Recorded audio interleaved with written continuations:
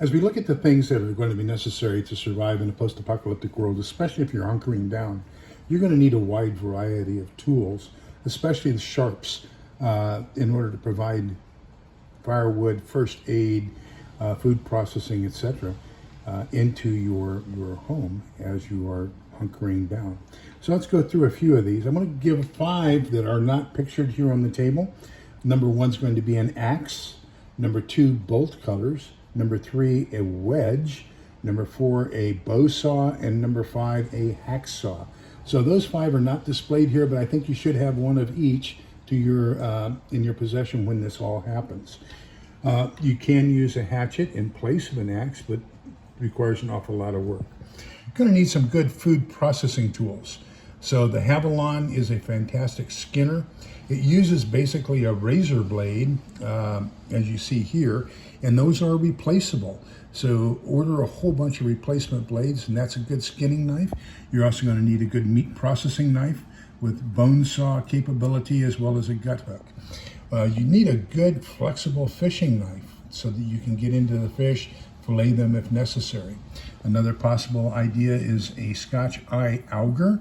So this can be used, it's a multi-tool, basically a multiple use tool. So basically you can use the drill bit to bore into a piece of wood, and then you can use the eye to pound down onto a round piece of wood or even a semi-round piece of wood, and that creates a dowel that you can insert into that eye, and it's a perfect fit that you've just dug into the wood.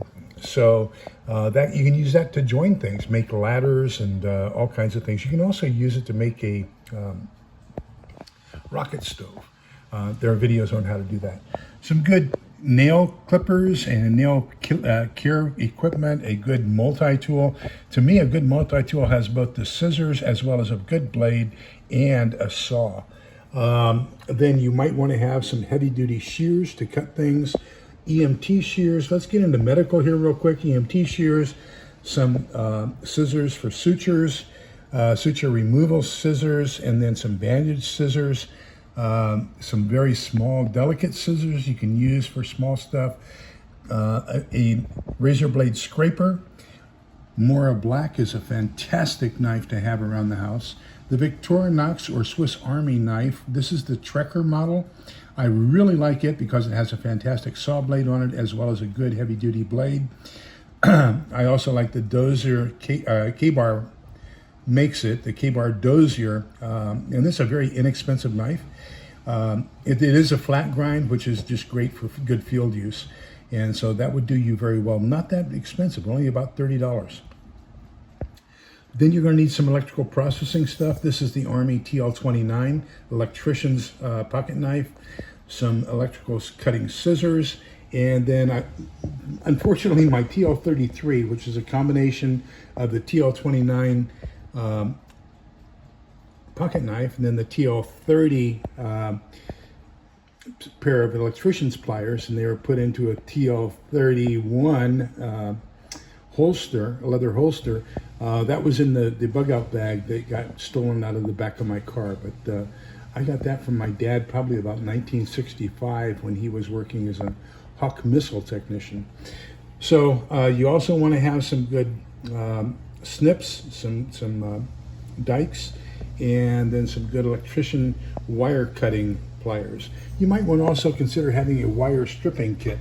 And then, of course, lastly, you want to have a good razor blade or box cutter, or whatever you want to call it. And that's got a good long supply of razor blades that you can use for some fine cutting as well. So just an idea on some of the sharps and cutting tools you might want to have available to you in your post-apocalyptic hunker down situation. So remember that we're all in this together so we can come out the other side together. Please be kind, polite, and respectful to each other because togetherness is the key. Take care. Bye-bye.